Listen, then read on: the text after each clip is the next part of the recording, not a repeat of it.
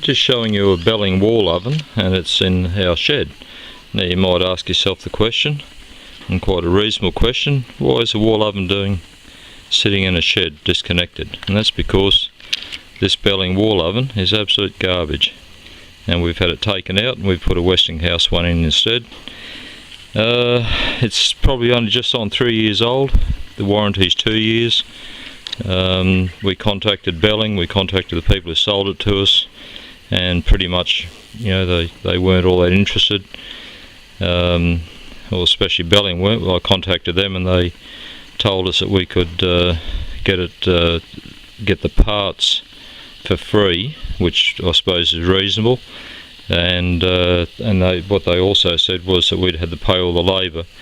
And when we contacted the people, I put it to them that they could easily run into $500 to $600, and they didn't disagree with that. And they also said that they couldn't guarantee that the same problem wouldn't happen again. And the problem was that the large oven, which is the lower one, pretty well didn't work, and from when my mother bought it, and she thought that she was doing something wrong, because it is not a particularly easy one. It's got numerous different settings for just about everything that it does, and yeah, we've gone to a very simple one now, and you know, people, you buy what you buy, and you know, that's just the way it is. You know, it's the way of technology these days. But really, I'd say that you buy the simplest one that you possibly can, that suits your needs.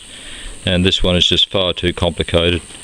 And anyway, due to that, my mother thought that she was doing the wrong thing and didn't worry about it. The top oven worked fine, no dramas at all with that, but the lower one, the large one, was just completely off the planet, as far as it would, sometimes it would go and then it wouldn't work for another year.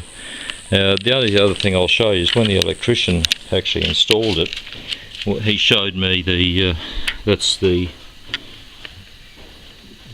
connections where it's hardwired in with the 240 volts, and when he compared it to the Westinghouse oven which replaced it, the Westinghouse one, I don't think I'd be exaggerating to say it was probably at least double the thickness and the quality of where the wiring goes into. And the electrician was actually quite surprised in how inferior the Belling product was, considering their name and their so-called quality. Anyway, I'm not telling people how to live their lives, but personally, I will never touch another Belling item of any description.